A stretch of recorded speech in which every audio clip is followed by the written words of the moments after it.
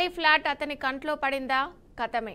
సహచరులతో కలిసి దానికి సంబంధించి నకిలీ డాక్యుమెంట్లు సృష్టిస్తాడు. అవసరం అనుకుంటే డెత్ సర్టిఫికెట్లు కూడా పుట్టిస్తాడు. వాటి సహాయంతో ఫ్లాట్లను తెగ నమ్ముతాడు. ఇలా తన గ్యాంగుతో కలిసి కోట్లు కొల్లగొట్టిన ప్రధాన సూత్రధారితో పాటు 8 మందిని భువనగిరి ఎస్ఓటీ అధికారులు కీసర పోలీసులతో కలిసి అరెస్ట్ చేశారు. 5 ఫ్లాట్లకు సంబంధించిన నకిలీ డాక్యుమెంట్లతో పాటు వాటి తయారీకి ఉపయోగిస్తున్న సామాగ్రిని స్వాధీనం చేసుకున్నారు. కీసర మండలం ఓల్డ్ రాంపల్లి నివాసి బీగుడెం అరవింద్ ఎలియాస్ టిల్లు వృత్తిరీత్యా బైక్ మెకానికు. రాంప్లీ గ్రామంలోని ఉన్న వెంకటేశ్వర సర్వీసెస్ సెంటర్లో పనిచేస్తున్నాడు.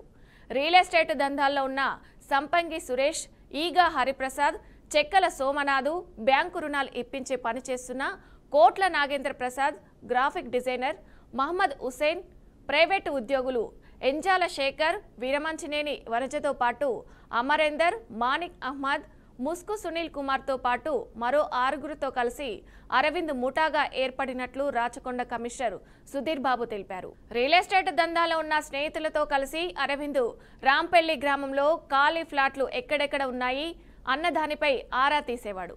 ముఖ్యంగా ప్రహారీలు కట్టని, ఫెన్సింగ్ వేయని ఫ్లాట్లను ఎంపిక చేసుకునేవాడు. ఆ తర్వాత వాటికి సంబంధించి ఈసీ సర్టిఫికెట్లు తీయించేవాడు. వీటి ద్వారా ఫ్లాట్లు కొన్న తర్వాత దాని యజమాని ఎలాంటి లావాదేవీలు జరపలేదని నిర్ధారించుకునేవాడు. ఇక ఆ ఫ్లాట్ల యజమానులు ఎక్కడ నివాసం ఉంటున్నారు, వాళ్ళు వృద్ధులా, అప్పుడప్పుడు ఫ్లాట్ వద్దకు వచ్చి తనిఖీ చేసుకుని వెళ్తున్నారా లేదా అని అన్ని వివరాలు సేకరించేవాడు. ఆ తర్వాత సహచరులైన కోట్ల నరేంద్ర, మహమ్మద్ హుసేన్, సోమనాథ్, అహ్మద్ల సహకారంతో ఆయా ఫ్లాట్లకు సంబంధించి నకిలీ డాక్యుమెంట్లు తయారు చేయించేవాడు. అనంతరం వాటిని అడ్డం పెట్టుకుని ఆయా ఫ్లాట్లను మార్కెట్లో అమ్మకానికి పెట్టేవాడు. రాంపల్లి గ్రామం సర్వే నెంబర్ 281, 282, 283లో ఉన్న 149వ నెంబర్ ఫ్లాట్ యజమానులు చనిపోయినట్టుగా డెత్ సర్టిఫికెట్ పుట్టించాడు. వాటికి తన ముఠా సభ్యులైన వనజ వారసురాలంటూ మరో సర్టిఫికెట్ను కూడా తయారు చేయించాడు. ఆ తర్వాత వనజ ఆ ఫ్లాట్ను తన గ్యాంగులోనే ఉన్న అరవింద్కు అమ్మినట్టుగా సెల్ డీడ్ సృష్టించాడు. దాంతోపాటు రాంపల్లి గ్రామంలో సర్వే నెంబర్ 422లో సివిల్ వివాదంలో ఉన్న 200 గజాల ఫ్లాట్కు సంబంధించి నకిలీ కాంప్రమైజ్ సర్టిఫికెట్ తయారు చేయించి నేరుగా సబ్ రిజిస్టర్ కార్యాలయంలో ఇచ్చాడు. ఆ తర్వాత ఫ్లాట్ను తన పేరున సేల్ డీడ్ చేయించుకున్నాడు. సర్వే నెంబరు 403, 421లోని 300 చదరపు గజాల ఫ్లాట్ యజమాని పేర నకిలీ పాస్పోర్ట్ తయారు చేయించాడు. నకిలీ పాస్పోర్ట్ తయారు చేయించిన తర్వాత తన సహచరుడైన వెల్పల్లి చంద్రశేఖర్ పేర special power of attorney certificate పుట్టించి మరో సహచరుడు అమరేందర్కు అమ్మినట్టుగా సేల్ డీడ్ క్రియేట్ చేశాడు. కోట్ల రూపాయల విలువ చేసే ఈ ఫ్లాట్లో కొన్నిటిని అమ్ముకున్న అరవింద్ మిగతా వాటిని కూడా అమ్మకానికి పెట్టాడు.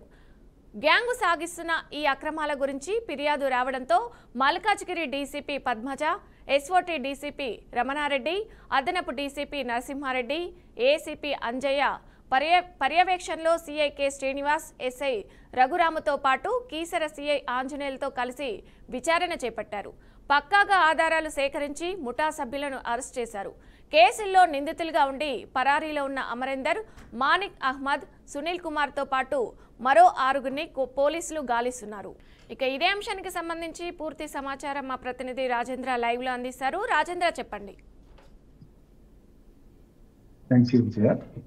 అయితే అవినీతి అక్రమాలకు అడ్డాలుగా కొందరు ఏర్పాటు చేసుకుని యథేచ్ఛగా భారీగా డబ్బు సంపాదించిన ఘటనలు ఇటీవల కాలంలో మనం వెలుగులోకి వస్తున్న పరిస్థితిని చూస్తున్నాం.